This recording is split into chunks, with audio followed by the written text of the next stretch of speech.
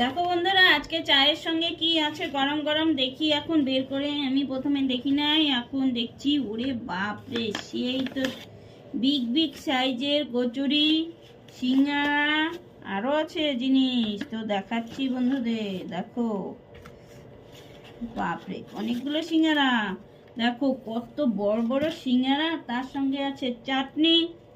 এই দেখো কি সুন্দর, একদম মিষ্টি মিষ্টি চাটনি, সঙ্গে স্পেশাল আইটেম আছে। দেখো, এই দেখো গরম গরম পেঁয়াজি, দেখেছো? তার সঙ্গে আছে এই দেখো ক্ষীরের পাটিসাপটা আর ক্ষীর ক্ষীর পায়েস।